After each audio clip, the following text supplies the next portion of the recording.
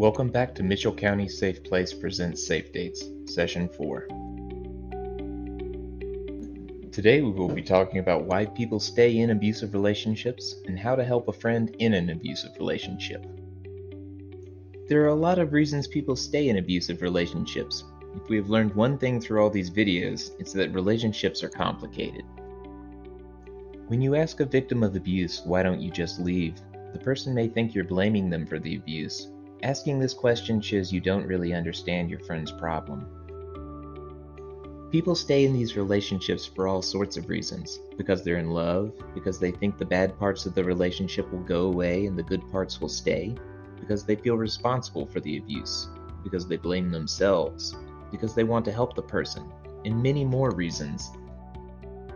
In the rest of this video, we will learn more about helping a friend who is in an abusive relationship by showing that we understand how complicated the relationship is and how to provide them with information about how to leave the relationship.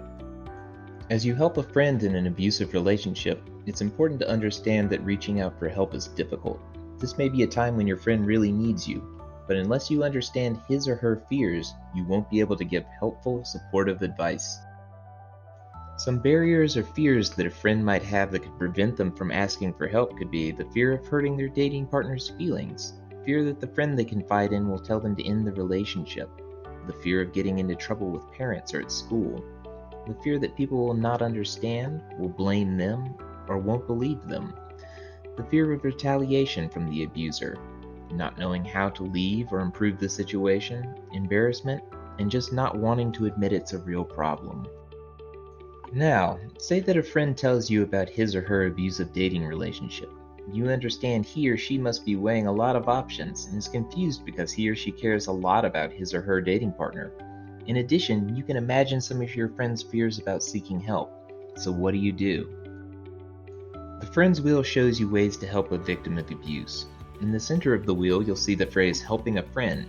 The friend's wheel shows 6 different ways to help a friend in an abusive relationship.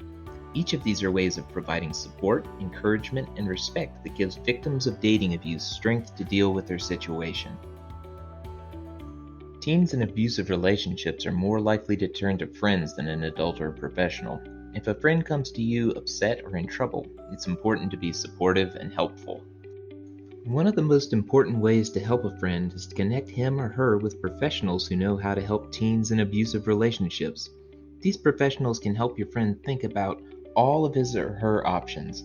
In addition, because of their special training, these people can help a victim of abuse develop a safety plan, end the relationship, or protect themselves after breaking up with the abuser.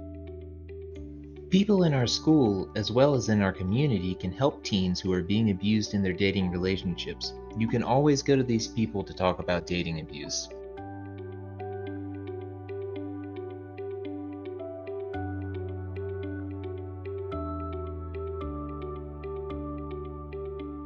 It's important to talk to someone if you're in an abusive relationship. Even though it's hard and sometimes scary to talk about abuse, talking is often the first step to making a change. Whether or not you want to leave a relationship, talking can help you figure out what's happening to you and what decisions you need to make. As always, thanks for listening, and we'll see you next time.